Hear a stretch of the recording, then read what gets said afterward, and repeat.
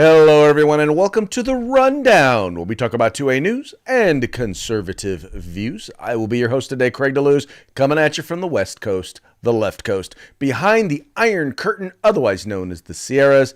But as we all know, I do not do this program by myself. That's right. My name is Mike Piroworski, coming to you live from the East Coast. That makes me the co-host with the most, from the coast with the most, here on the Rundown 2A Views, conservative news. And Craig, how is your holiday thirsty Thursday going? You getting any of that eggnog in? Oh yes, oh yes. I most definitely got me some eggnog in some special holiday bourbon. Just yeah, I've just been enjoying the holidays. I haven't quite begun the weekend because I'm still kind of doing work and stuff like that. But I am definitely in the holiday mode.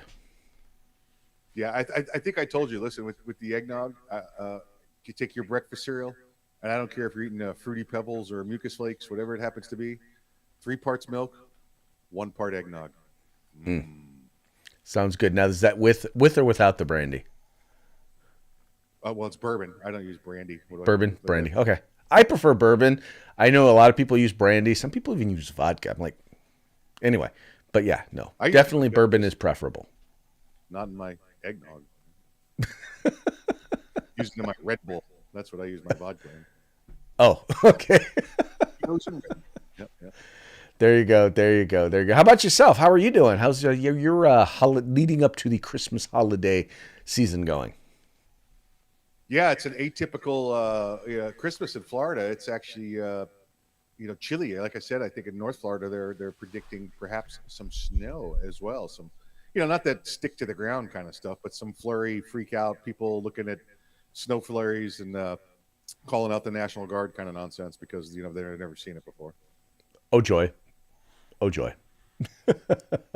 Yeah, they're just not used to that stuff. It's been relatively cold here. I think I've already said that, but it.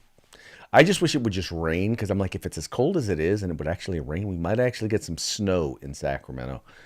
But have yet to see that happen. It's happened like one time the entire time I've lived here in Sacramento, last 30 years. Yeah, I went to Jacksonville, Florida, earlier this morning, and I had to run up there for work, and it's about 110, 120 miles away north of me. Hmm. Uh, it was a clear 25-degree drop just driving that bit north there, and it's no going up. It's not like I'm going up in the mountains or anything. It's from sea level to sea level kind of stuff. But it was cold and windy up there. I Well, I put guess on you I put on on the the Florida coast. uniform, and I pulled the jacket out of the back seat and had my shorts and jacket on. I honestly can say I've seen Mike in pants, full pants, one time, and or at least the only time I've ever seen is when you're wearing your dress uniform. That was the one time I've seen you. Yeah, it's about listen weddings, funerals, and court. If it's not those times, don't expect to see pants. And weddings are Vetted. still, you know. All right. Well, we'll assume that you have pants on right now, or we'll assume you have shorts on, something covering up the lower half that we're not seeing. And with that, we're going to go ahead and move on to our parting, not our parting shot. We're going to move on to our sponsors. So Starting shot. give them a quick shout out, Mike. Our starting shot. uh, hey, let's say hello to our good friends over at Hitman Industries. That's hitmanindustries.net. Hitmanindustries.net. You got yourself an AR in the past 5 years, probably got one of their barrels, don't even know it. Now you can buy direct from them for your next build or to rebarrel your current rifle. That's hitmanindustries.net. The California Republican Assembly, get involved with California's future today. These guys are fighting the fight behind the enemy lines there. That's California Republican Assembly. If you want some awesome field gear, tactical gear, hunting gear, cold weather gear, whatever it happens to be, you can go to uscombatgear.com and get it all there. And listen, it's not too late. You can still get yourself a holster before New Year's if you go to Hog Holsters. That's HAWG HAWGholsters.com. Use the discount code The Rundown. All caps, no spaces, one word. Now, folks, these are our sponsors. These are the people who bring us to you so that we can bring you to them. So do us a favor. follow the link in their link to their websites in the description of this program. Check them out, spend some money with them, and make sure you tell them that the guys over at the Rundown sent you. Also, please make sure, like, share, subscribe, like, share, subscribe. Tell your friends, folks. Let them know about the Rundown. We're on multiple different channels. You don't just have to watch us on Facebook. You can watch us on Twitter. You can watch us on YouTube. You can find us on OpsLens. You can find us on Spotify. And you can listen to us wherever you get your podcasts. So do us a favor. Let folks know, because as we all know, the folks who run the Webernets are not interested in our perspective, in your perspective being heard. So help us spread the good news this fine holiday season. Craig, I was on another program last night, friends of ours over at Meet the Pressers, and they always give you the opportunity to plug your own stuff, right? And I gave them all the Arms Room radio information. I knew that, and they said, and I said, I'm also co-host on the Rundown. They go, well, how do we watch the Rundown? I'm like, I don't know. Craig says that part on the show, and I'm really not listening when he's talking. You never really listen when I talk, but that's okay. I told, if you want to know how to watch the Rundown, you're going to have to watch the Rundown. Then you can see where to watch. Hey, watch the Rundown and figure out how to watch the Rundown. By the way, I wanted to acknowledge I'm very much enjoying some of the changes there in your background. I see that you got the on-air light going. The new angle shows the new shelf that you put up over there on the opposite side. Oh, yes, that shelf right there. Very, very nice. Very, very nice. I see your, and I also have a chance to see your Oktoberfest pony keg sitting there behind you as well. Yeah, that one there. Listen, that one's a dead soldier. It's now a museum piece for the background. Yeah. Okay, that was hilarious because you were pretty confident that was going to last you through Christmas, but that didn't make it. Oh, well, there's 6 other over there. Oh, okay. There's 2. All right. Very nice. Very nice. I also like, and I had not seen it before, the Location Bravo sign. Yeah, that's actually a 6-pack holder, a wooden 6-pack holder there. Wow. Very nice. Very nice. Yeah. Looking good, sir. Looking good. Anyway, enjoying the view. Thank you. It's funny not because so much this part, not so much. Yeah, this no. See, right here, like on the monitor, I have all of your bourbon, and then just above my monitor behind you, I have all of my whiskey and bourbon. So it makes for a very, very festive time during the show. Oh yeah, absolutely. All right, well, hey, let's go ahead and get into today's news. We've had so much to be talking about. We have yet to even touch on the 1.7 trillion. Oh my God, I put it wrong. I only have a billion on here. It's a $1.7 trillion spending bill.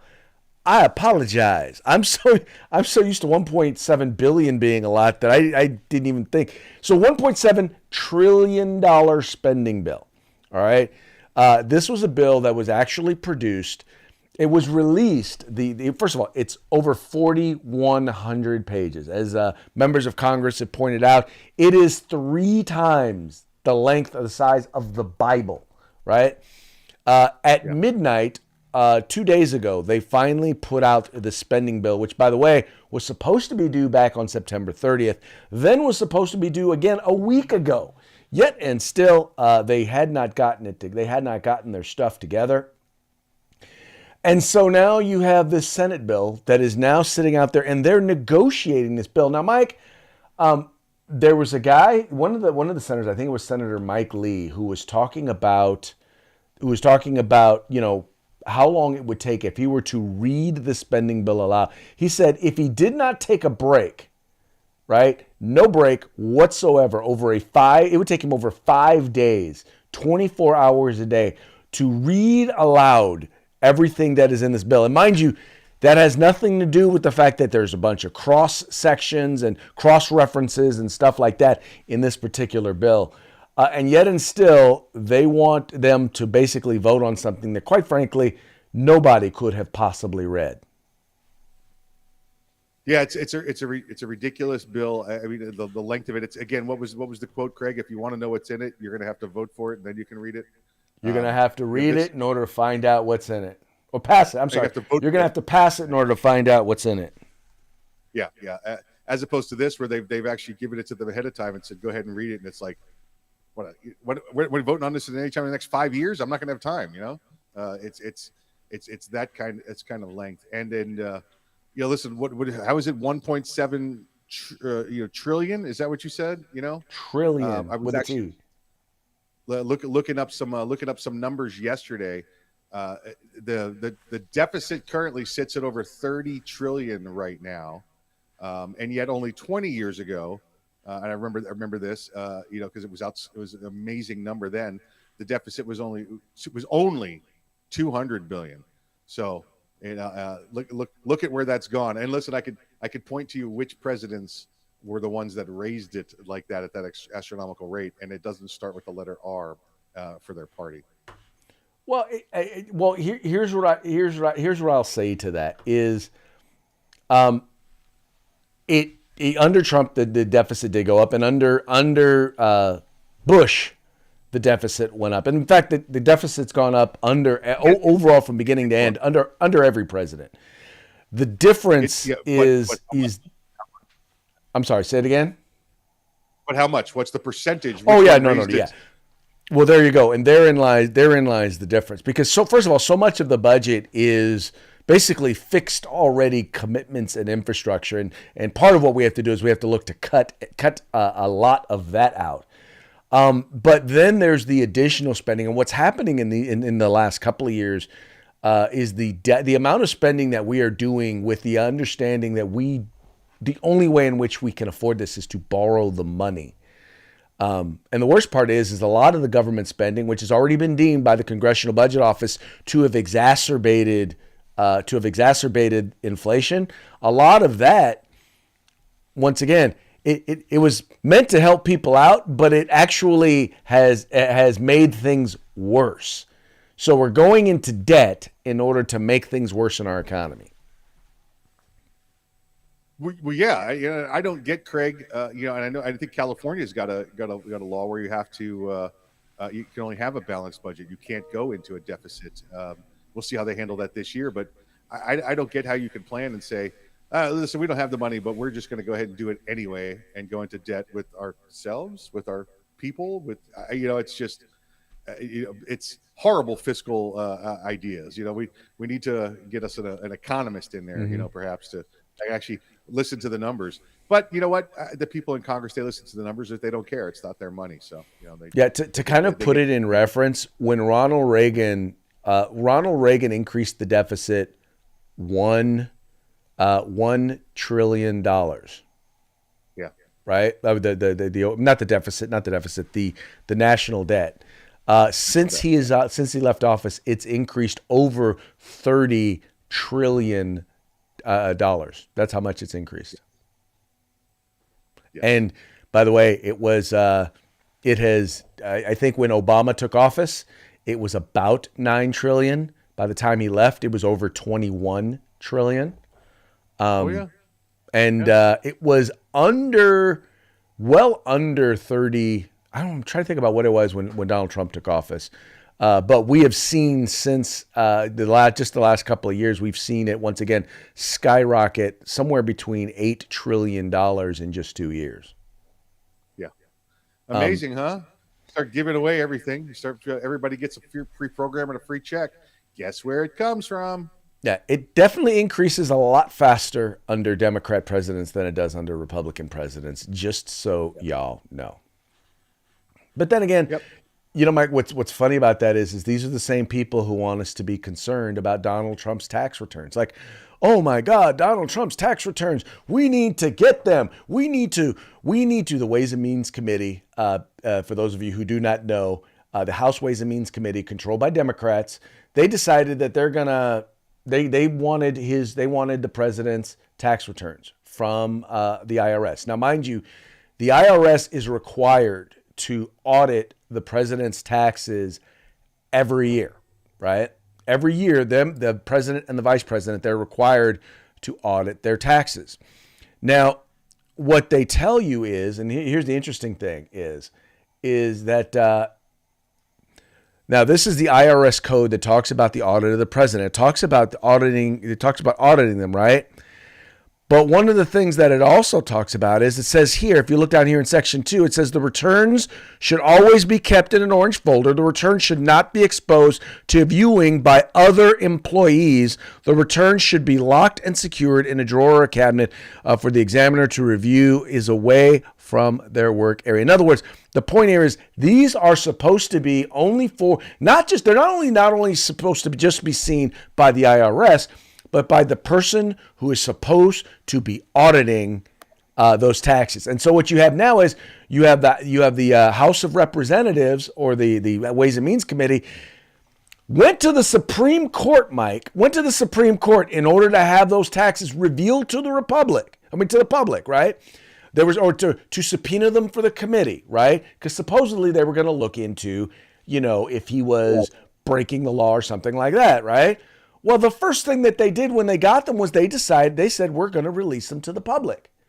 Now, they're still going through the process of doing the appropriate redacting to make sure personal information, stuff like that's not there, but they're still going to release the stuff to the public. But here's some stuff that according to Axios, and I deliberately pulled this article from Axios, where they're talking about exactly what is in the president's tax returns. Now, what it notes here is that during years in which they actually had, an income, it says they negative. It says right here, Trump and Melania Trump reported to the Internal Revenue Service a negative total income of $31 million in 2015.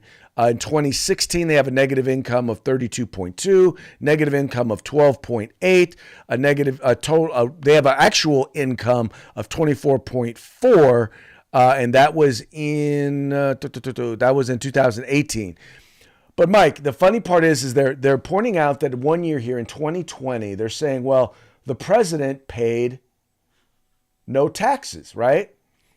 Now, mind you, he paid no taxes, but what he's been, their whole thing is, well, how can he not pay any taxes? Well, what they're ignoring is this law, which allows you to, if you have a loss, you can write it off over a number of years, a loss. 2009, he had a business loss of over $700 million. And so you're allowed to write that off over a certain number of years. So every year he just writes that off opposite his income, and therefore in most cases he doesn't have much of a taxable liability. Now, nowhere in the report do they say that he broke the law. Nowhere in the report do they say that he did anything illegal.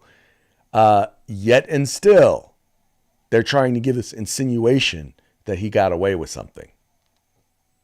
And he said it, during his campaign as well, when he was asked about, how much taxes did he pay, and he first off he said he would not release his tax returns, and they asked him if he paid taxes on some items, and he said no.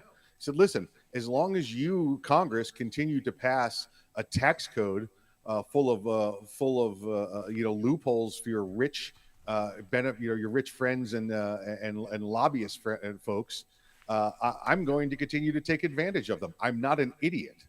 That's what he said. It's okay. Craig, you walk into the bank and they say, listen, it's, here's $500 for putting it in your account. I go, well, hold on now. That's not mine. He goes, don't worry, sir. We're giving it to you. Of course you're going to take it. That's the way it works. He was entitled to take it. It's in the tax code. He took advantage of it. They tried to call him on it for not paying taxes. And he said, you wrote this code. If I don't take advantage of it, I'm an idiot. You shouldn't elect me. Well, once again, you hit the nail right on the head. He said, yeah, I try to pay as little in taxes as I legally can. And that's exactly what he did. And so I don't understand what the point of, once again, going after and releasing his taxes. I mean, mind you, they've made it out like he broke the law or something. And what we've got here is we've got a big, fat nothing burger. Yeah, exactly. Well, Craig, we got a lot of people out there that are, I call them, one-star people or small brain people, right? Where these are the people that get all of their news from social media. Oh, it must be true. I saw it on Facebook or Twitter, wherever it was. And they know, or the people releasing this information know that these small brain people exist. These small brain people are not smart enough to realize, wait a second, didn't Donald Trump already tell me this? Didn't we already have a reason? Oh, somebody released this and it's on my social media now, so it must be true. This is implying Donald Trump's a crook and he didn't pay his taxes. I'm going to believe that from now on. Yeah, for those of you who do not know, yes, you do get to when you lose money, you don't have to pay taxes on that. That's why it's so funny. That's why you see whenever like oil companies or anybody has record profits, they always want to say, "Look, they're declaring record profits and they're not paying their taxes on it." Well, the problem is you're ignoring when the year before or the couple of years before they took a record loss, right? You completely and utterly want to ignore when people lose money. By the way, just a lot of people don't realize, the top 1% of income earners each year, generally, majority of them change places. Are different each year because most people who are in that 1% are people who are like taking one-time buyouts. They've sold investments that particular year, whatever it is. But the point is that most people don't stay in the 1% year over year. Yeah, Craig, I'll give you an example just for the folks out there how this works because I have some business ventures and some experience in it. Let's say you own a business, you're a partner in a business, whatever it happens to be, and that business loses $100,000 in a tax year. Okay, so it loses $100,000, right? And say my business tax rate is 10%. Okay, that means off next year's taxes, or I get to pick the year up to a certain number of years in the future. So that 10% tax rate off a $100,000 loss means I get what's 10% of 100,000. It's 10,000. I get a $10,000 discount on the coming years of any taxes I have to pay because I don't have to pay taxes on the losses, and they give me that tax rebate back off the percentage of the loss that I had. Right. Well, what they do is they allow you to deduct that from your income, right? Correct. It's what I call it. It's like a rebate kind of thing. Yeah. Whatever you want to call it. Rebate off your taxes, add it to your income, whatever it happens to be. So, but once again, like you said, small-brained people who don't want to take the time to figure this stuff out to actually understand what they're looking and read. Because the funny part is you read this article in Axios and it's very clear. The only thing that they said that they took issue with was that they did not, quote unquote, properly audit the president his first 2 years. That was literally it. And even then they didn't say that they didn't audit the president. Yeah. They said that they did not appropriately audit the president. Yeah, that's not whatever that means. Either. Yeah. Yeah. Oh, well. It meant that they didn't lie about him, right? They didn't release his tax returns to the public. That's what that meant. Right, exactly. Now, mind you, folks, and like I said, you may disagree with this, but here's the deal. This committee basically went to the Supreme Court to get his tax returns so that they could just put his business out there in the public. If they can do it to Donald Trump, the former president of the United States, let us be clear, they can do it to you, right? I'm with Mike. I think the first thing I would do if I took over the Ways and Means Committee is I would have the tax returns of every single person who voted in favor of releasing his tax returns, of going after his tax returns and releasing them. I'd release those taxes of every single one of them. Yep, and I would release their tax returns from before they were in office to now that they're in office, so people can see the difference. There you go. Exactly. Let's find out who is actually enriching themselves in public office. Not saying, just saying. Just saying. Speaking of reports, Mike, there's a new report out. This is a report by Republicans. And this is, by the way, is a report that you won't see much of in the mainstream media. And that's because this report outlines, let's put it this way. There was someone else who was largely responsible for the failures that took place there on January 6th. And that has to do with Nancy Pelosi. Now, once again, you're not going to see this report in the public, right? Most of the people in mainstream media are not going to tell you about this. But what this is, now this is based on testimony from sergeants, from people who worked in the office, from people who were there. These are emails and testimony and text messages One of the things that this thing points out, the report points out, it says that leadership and law enforcement failures within the U.S. Capitol left the complex vulnerable on January 6, 2021. They go on to point that the House Sergeant at Arms, Paul Irving, who, by the way, was forced to resign, he answered to Nancy Pelosi, and who was one of the 3 voting members on the Capitol Police Board. It says that he succumbed to the political pressures of the office of Speaker Pelosi and House Democrat leadership. It says that he was compromised by politics and did not adequately prepare for violence at the Capitol. Now, mind you, they excluded, Mike, if you read this, they excluded Republicans from being a part of the committee, the special committee hearing to talk about this, right? In fact, the Sergeant, Paul Irving, asked one of the Democrat staffers to pretend to be surprised when they found out about the meeting, because it wasn't a surprise meeting. They just didn't want Republicans to be there. But they literally, this report goes on to lay out all of the failings that not just failings that the police did in not being prepared, but the motivations behind it, which was largely Nancy Pelosi and Democrats not wanting there to actually be security there at the Capitol. Yeah, absolutely right. And it's Sergeant at Arms is his position there. He's it's an old English term. It basically means he's in charge of the guard. So he's kind of the security director for the House. And obviously, as you pointed out, he's on the Capitol Police Board as well. Craig, listen, are you surprised? First off, when they say that Pelosi, her failures, well, listen, she knows as much about his security, as a rock does.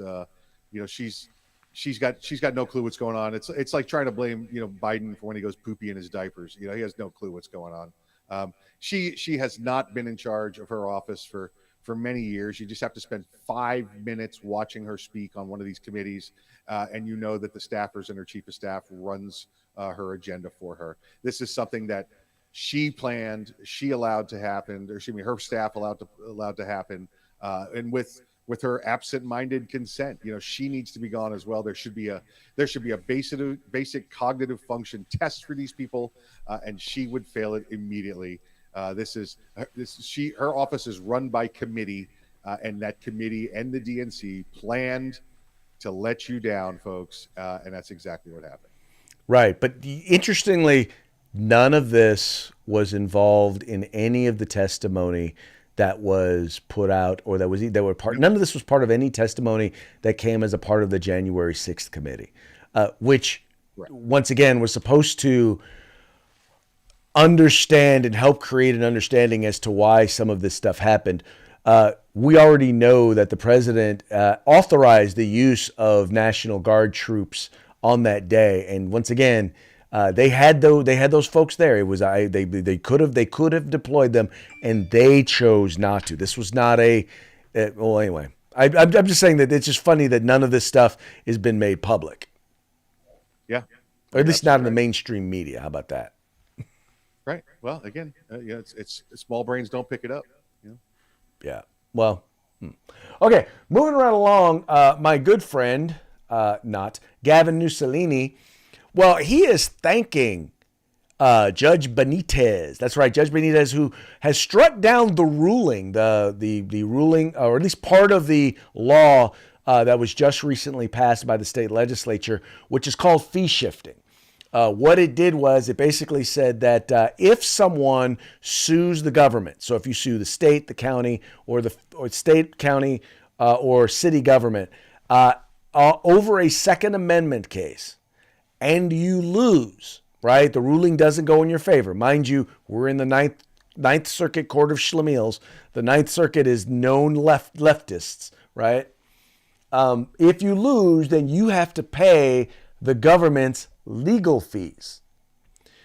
Well, yeah, Judge Benitez shot down that ruling. And now you have Gavin Newsom, for some reason now, is like, He's thanking Judge Benitez for shooting down the ruling. And he's saying that, well, because this was modeled after the Texas law, which, the Texas abortion law, we knew that it was outrageous, and we are so glad to see that you have shot it down, right? That's the law that basically would allow individuals to sue other individuals in enforcement of their abortion ban. But what the governor failed to understand, and as Bob Egelo, who, by the way, is a leftist commentator for the San Francisco Chronicle, what he pointed out was, yeah, no, that's not exactly the case. In fact, the only part that he threw out was the part that wasn't in the Texas bill, and that's the fee shifting part. Mike, this is either complete and utter stupidity or ignorance on the part of the governor, which is, by the way, not a stretch, or it is political rhetoric and grandstanding combined with lies. It's one of the two, probably a little bit of both. What do you think? Yeah, Craig, listen, agreed. First off, I wish you would refer to Saint Benitez of San Diego by his proper title rather than just judge. That seems so little. But Craig, this is it's spin, right? Listen, we know that Newsom's dumb. We know he says some incredibly dumb things. We know he does no prep work. This is a law that he touted. We're copying the Texas abortion law, and we're going to do it with guns here in California. Was what he was saying when this happened. This is it's spin, Craig, and with spin, what he's trying to do is if we spin you so much and so fast, you'll get dizzy and just beg us to make it stop, and that's what's going on right now. Well, and once again, this idea that they had was so flawed. Even the attorney general had to recuse himself because of a conflict of interest, because he's fighting against this very same thing happening in every other area. In California, we have this big issue of what's called ADA lawsuits, right? Where someone will they'll go into a small business and they'll say, well, your counter is 3 inches too high for people or too low for people with wheelchairs, right? So we're going to sue you, or we're going to sue you for $100,000, or we're going to sue you, or we're going to file a fee, which is going to cost you like $3,000 a day till you fix it, or you can just pay us $10,000 and we'll go away, right? Yeah. Well, people have fought to say, look, we'd like to be able to fight those cases, and if it turns out to be that it's a frivolous lawsuit, we'd like to be able to recoup our fees, our legal fees, because most people don't fight these because the legal fees will amount to more than the actual thing if they lose, right? The actual judgment if they lose. Well, nope. The state of California has always been against this. They've always been against loser pays. I just think that, quite frankly, if it's loser pays, it's loser pays, period, in every area. But anyway, so it's funny because here he is trying to spin this. And even his liberal friends are like, yeah, no, that's just dumb.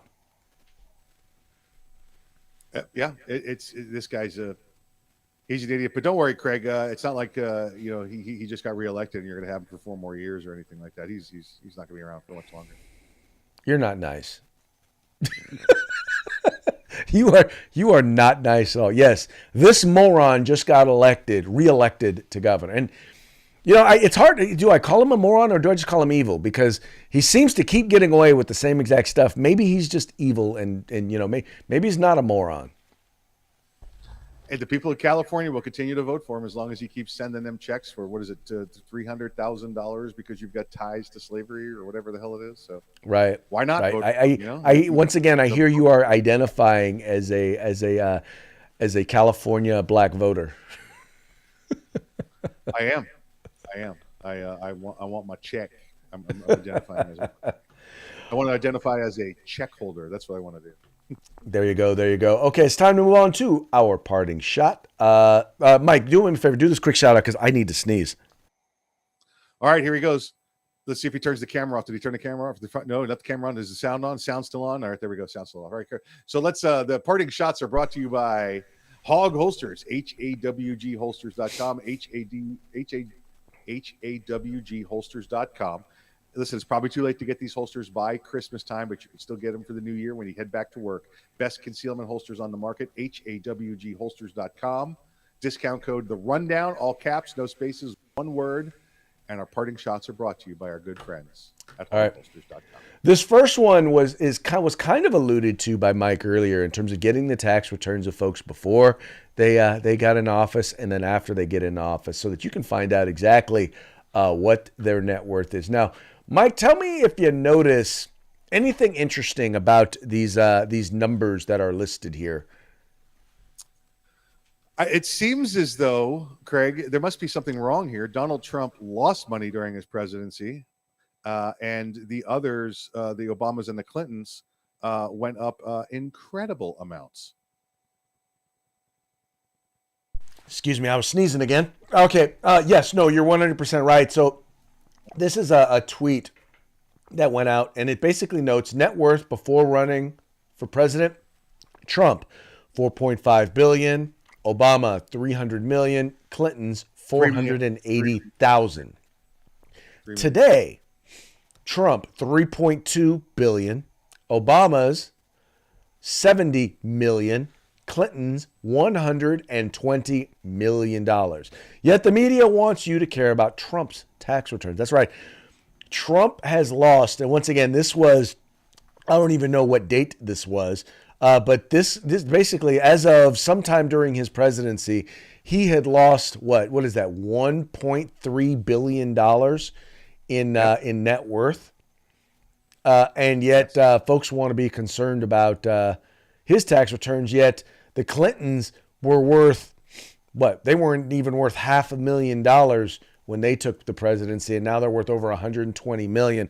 I'm sure that money, all those donations that were made by foreign powers and governments to the Clinton Foundation, played absolutely no role in their becoming multi-millionaires.